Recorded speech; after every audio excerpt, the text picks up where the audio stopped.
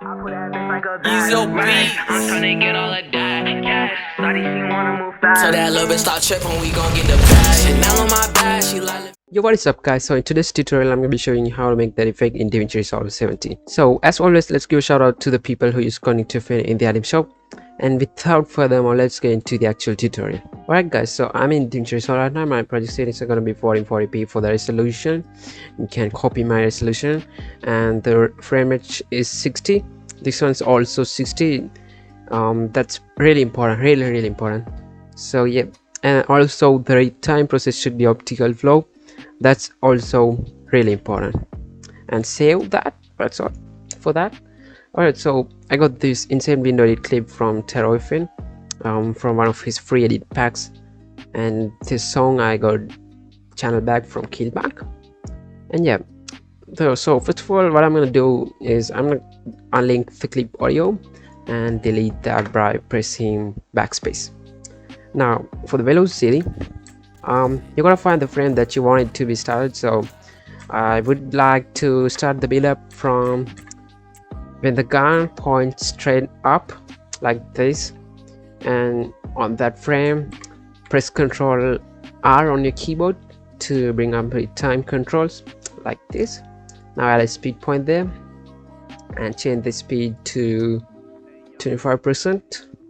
Now go for 50 frames to right from this speed point like this.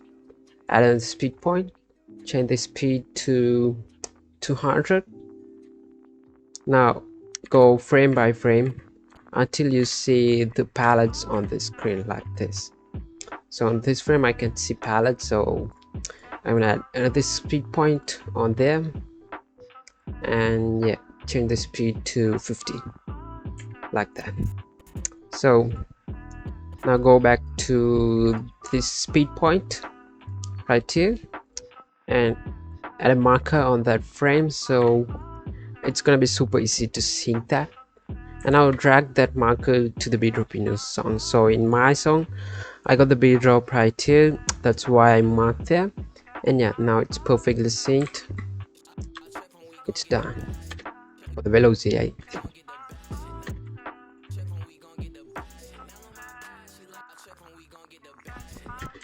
Alright, now you gotta mark this speed point also. It's better to mark it in the timeline, not on the clip like I did, and also mark this frame in the timeline. Now get out from time controls, duplicate the clip by dragging up while holding Alt on your keyboard. Now split the clip on here and also on here. Now delete these two parts from the timeline, we're not gonna need that. Now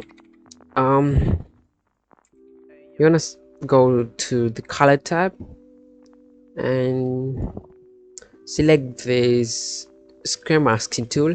If you can't see these masking tools right here, make sure this thing is selected. And yeah, now we need to make this square around the window in the clip, so just like this. Now you can see it's perfectly aligned around the window, around the inner edge of the window actually. So go back to the first frame and keyframe corrector and sizing, both of them on this frame. Now go to the right one by one and adjust this mask when it's messed up. But the good thing is, thanks to our velocity, it does not change that much. So yeah, it's gonna be pretty easy to do this. So that's why I'm not using After Effects or anything to mask this time. And yeah, I'll see you when it's done. Alright guys, so now I'm done with that. So now just right click on here and add an alpha output. Connect this blue square to this alpha output. Now go back to the edit tab and split this clip right here and also on here. And yeah, now compound this top clip Now it's gonna look like this. Go into Fusion tab and add the preset for the window glow to the Fusion. To work this preset, you should have Sapphire and Universe plugins. So if you don't have them, just DM me on Twitter or Discord, and yeah, I'll help you with that. Now for the mask around the window, this polygon thing is used for that, but it's not aligned well, especially for your clip. So since it's made for the one I used for the example when I made the preset, so you're just gonna make this, adjust this like I'm doing right now, but you should not wait, maybe you can add a new one. I think it's gonna be better. Just add a new polygon, disconnect it from the old one, and copy my settings for the soft edge and the border width. So let me do that. Alright, so we got the new polygon right here. Now unkeyframe this thing, we're not gonna need that. Now from this toolbar right here, select this linear thing, just mask around the window, but you should not connect that to the started point. So it should look like this. As you can see, it's not connected to the started point. It should be like this. Yeah, perfect. All right, so now connect that to Uniecto. Now it's gonna look like this. Now go to the first frame and keyframe the length and turn it down to 0. Now go to the, let me check that, 14th frame and change the value to 1.0. Now you have this pretty nice animation like that. Alright, so you can also make it smoother if you want using this plan, like something like this maybe. It's completely optional. If you really need, you can do this, but it doesn't matter, trust me. Yeah, like that. So for the background, select that part and click open in Fusion page in the right click menu, by the way, and add this preset called BG. It's for background. Connect that to media in and out. Now the background is gonna look like this. So we have it like this. Now add an adjustment clip on top of this compound clip. You should not drag it from the left side like this. If you do so, the effect's not gonna work. This for the light shake, by the way. It's gonna make it look way better, trust me. All right, I deleted the extra part of the adjustment clip, so now it's like this. Now go to Fusion tab and add this preset called S_shake. It's a nice little shake, but it's gonna make it look way better.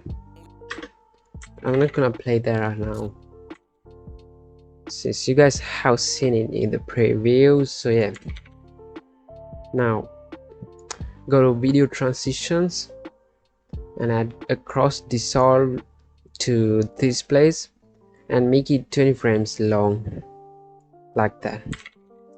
Now for this compound clip, make it 10 frames long fade from the left side of it. Now it's gonna look like this, but this brightness is gonna be lower when you turn off the proxy mode. Anyways, now you can add your impact, any impact you have, it doesn't matter. There's gonna be a lot of impact, so let me do that real quick. Alright, so I got a nice little impact, guys. As you can see, it's a blur white shake RGB.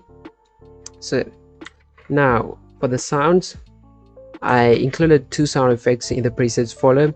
You can also use them. And also for the song, you can cut it on here and go to Fairlight Effects, search for reverb, and add that on to this part. Now close this window, go to Effects and turn the dry/wet thing to something like 30. I prefer 30, but you can go with your personal preference. It's gonna depend on the song you're using and the part of the song is actually, so yeah, it's actually up to you. But anyways, you gotta go to all your transitions and add this crossfade thing to the start of the sound effects part. Also make that 20 frames long like the previous video transition. So now add this burning fire sound effect and make it line with the clip like somewhere like this. So let me delete the extra part. Now it's gonna be like this. And also for the already gun sound, just add it like this and align with the key like this. So make a fade from this side, also from this side. And now you can mess around with the values of these audio things. You can change the audio level easily by using this slider right here, and yeah, it's actually up to you, and everything's done. And so I think you guys learned something new from today's tutorial, and yeah, I'll see you in the next one. Bye.